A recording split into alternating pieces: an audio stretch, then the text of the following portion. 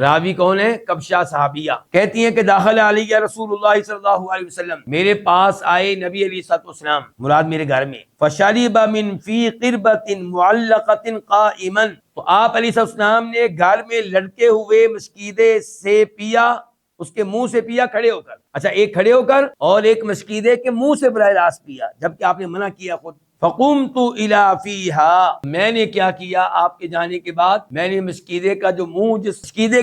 جس منہ کے ساتھ آپ نے اپنا منہ لگایا تھا، میں نے اس منہ کو کاٹ لیا، فقطعتہ، میں نے کاٹ کے اپنے پاس رکھ لیا برکت کے طور پہ۔ اور ابن ماجہ میں یہ حدیث آئی ہے، وہاں پہ نمبر ہے 3423 3423، اور ابن ماجہ میں یہ الفاظ ہیں فقطعت فم القربہ، میں نے مسکیدے کا منہ کاٹ لیا، تبتغی برکت موضعی فی رسول اللہ صلی اللہ علیہ وسلم۔ راوی کہتے ہیں کیوں کبشہ نے ایسا کیا؟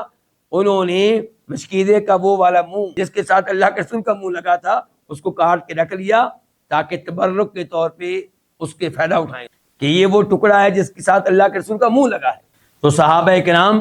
نبی علیہ السلام کو متبرک جانتے تھے، آپ کے بالوں کو متبرک جانتے تھے، آپ کے پسینے کو متبرک جانتے تھے، آپ کے لعاب کو متبرک جانتے تھے، لیکن انہوں نے کسی اور کو متبرک نہیں جانا۔ اس لیے آج کل کے پیروں کو، علماء کو اور دیگر نیک لوگوں کو متبرک جاننا، ان کے پسینے کو، ان کے لعاب کو، ان کے جھوٹے پانی کو متبرک جاننا، یہ غلط ہے۔